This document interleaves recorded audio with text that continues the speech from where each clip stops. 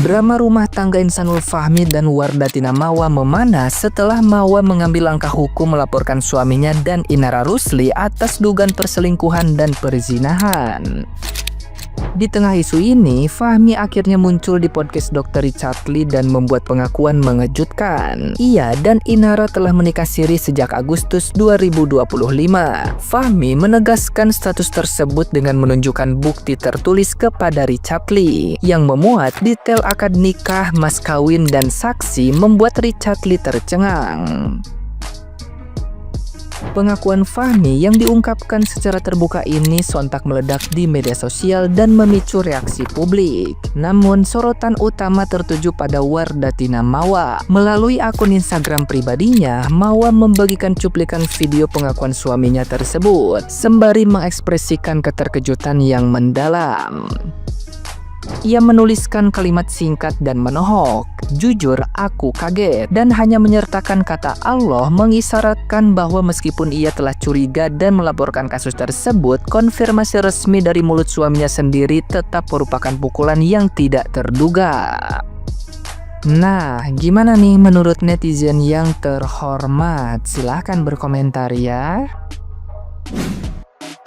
Viral lagi drama nikah siri. Sebenarnya aku nggak suka sih kalau ngebahas artis, tapi kali ini aku bahas soalnya berkaitan sama video aku yang lalu tentang nikah siri ya.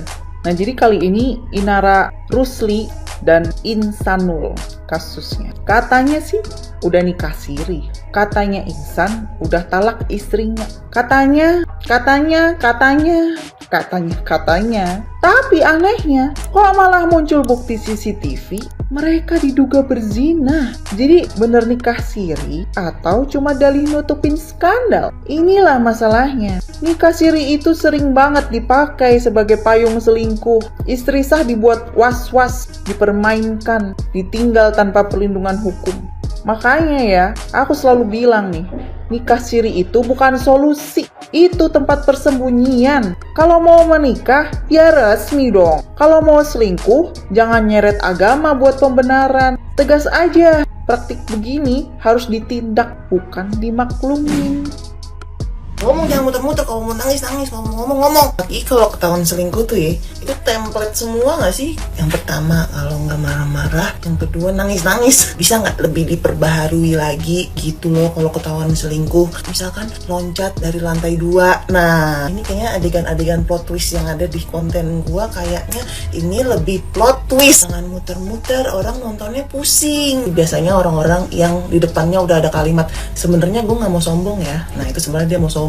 Ini kayak dari tadi isi podcastnya diulang-ulang, sebenarnya istri saya itu baik tapi saya tidak mau membuka aibnya. Nah, dengan Mas ngomong gitu aja sebenarnya Mas udah ngebuka aib istri. Ngapain klarifikasi bilang saya tidak merokok, nggak ngerti itu klarifikasi apa soal kebangoran dia.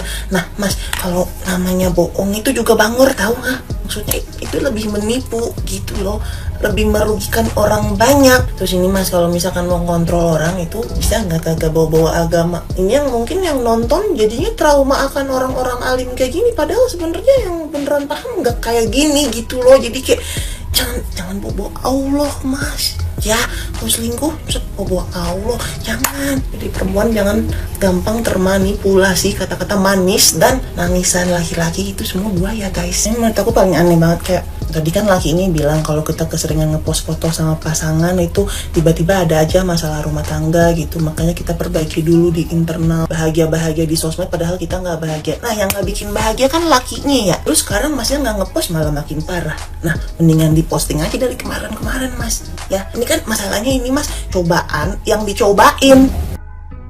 Udah ada yang nonton belum Tangis Sedih Insanul Fahmi di podcast Dr. Richard Lee, suami dari Wardatina Mawa yang katanya kemarin dirubut oleh Inara Rusli. Jujur aja ya, netizen mah takut ikut nangis kalau nonton podcast poolnya ya. Bukan karena sedih, tapi karena takut air matanya dia itu kagak turun-turun. Padahal udah siap tempur tuh, dilap mulu sama tisu, dilap sama tangan ya.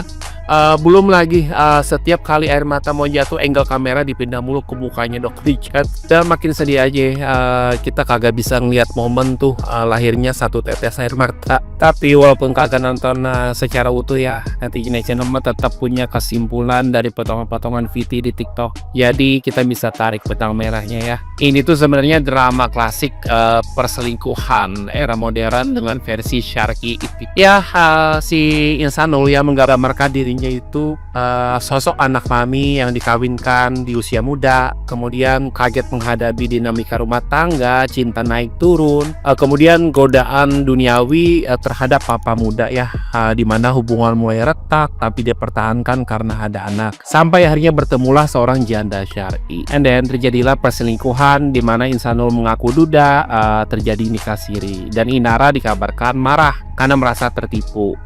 Kok aku nikah sama suami orang gitu ya, versinya dia. Nah sekarang pertanyaannya, sahabat cendol, kira-kira ada yang percaya nggak apa alur cerita kayak gini? Coba tulis pendapat kalian di kolom komentar.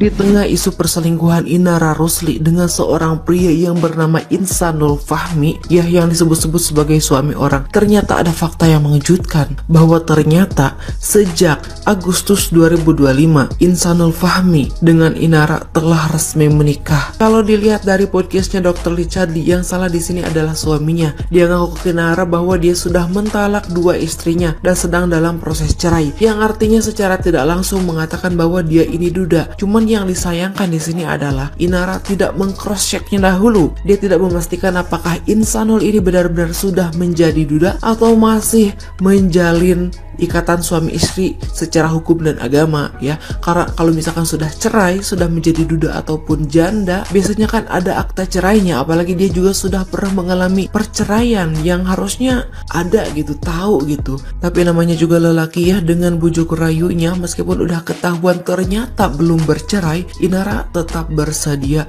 karena dengan dalih si suaminya ini pernah mengatakan bahwa istri pertamanya ini pernah mengizinkan dia untuk berpoligami di tahun 2023. Tanpa memastikan itu kembali, dia langsung bergegas untuk menghalalkan Inara. Wow. Dan tolong ya untuk para janda-janda atau yang single sekalipun, kalau misalkan kalian mau menikah, kalian harus pastikan dulu calon suami kalian apakah masih single, duda, atau misalkan sudah punya istri ya. Karena kasus seperti ini sudah banyak, ngakunya duda padahal udah punya anak istri ya. Kalian tidak mau kan ditipu seperti itu ya, kecuali kalau misalkan kalian gatal ya, meskipun udah tahu dia punya istri juga mau aja gitu jadi yang kedua. Tapi kan ya kalian tahu sendiri ya, gak ada cewek baik-baik yang mau sama laki orang. Kalian udah nonton podcast yang satu ini belum? Sebenarnya nggak penting banget, tapi ada 2 poin penting, poin krusial yang bahaya banget kalau kalian nggak tahu ilmunya seperti apa. Jadi tonton sampai habis, simak ilmunya. Saya nggak ngajak kalian untuk nontonin masalah orang, masalah selebritis yang banyak, memang mereka banyak banget masalahnya. Tapi ada 2 hal penting yang perlu kalian pahami ilmunya biar kalian nggak salah paham kayak mas-mas di podcast ini. Ada 2 hal penting banget, ini krusial dan banyak di antara kalian mungkin juga ngalamin hal ini. Yang pertama adalah tentang talak, dan yang kedua adalah tentang poligami dan metode manusia mempoligami istrinya. Saya akan bahas yang pertama tentang talak dulu. Simak baik-baik, ini insya Allah mudah banget dipahami. Jadi mas-mas ini mengatakan bahwasannya dia telah mentalak istrinya dengan talak 2. Sedangkan di podcast yang lain saya harus mengkonfirmasi ini karena ini ilmu yang hendak saya ajarkan. Di podcast samping bahwasanya istrinya mengatakan belum pernah ditalak sama sekali. Maka ketika seorang suami mentalak istrinya tanpa sepengetahuan istrinya di depan orang, ada saksinya, maka hukum talaknya sah. Hukum talaknya sah. Maka ketika mas-mas ini pulang ke rumah dan kemudian mencium istrinya, meluk istrinya, sayang-sayangin istrinya dalam keadaan sudah bilang talak ke orang, maka ini hukumnya zina. Hukumnya zina dan dia berdosa karena mencium, memeluk orang yang tidak boleh dia peluk, kan bukan mahramnya lagi. Jadi pada intinya mentalak istri tanpa sepengetahuan istri dengan serius di depan orang yang ada saksinya, maka talaknya sudah jatuh dan dia nggak boleh kembali kepada istrinya sebelum dia merujuk istrinya lagi. Kemudian yang kedua tentang poligami. Ini yang saya nggak habis pikir banget. Ketika engkau hendak poligami itu bukan syariat menambah istri, tapi Rasul SAW, karena pada zaman dulu nikahnya tuh 10, 15, 20 dibikin syariat poligami itu untuk membatasi agar nggak banyak-banyak nikah. Tapi ya sudah lah, mungkin dia nggak tahu tentang konsep ini. Tapi cara yang dilakukan sebagai seorang public figure yang tidak langsung mengumumkan, karena Nabi SAW mengatakan kalau orang itu nikah maka umumkan pernikahan. Kata Nabi diriwayatkan oleh Imam Ahmad, aglinu an nikah, umumkan pernikahan. Maka maksud saya, untuk apa kamu membangun kapal yang baru sedangkan kamu sudah merusak kapalmu yang sebelumnya dengan alasan apapun itu? Apalagi seorang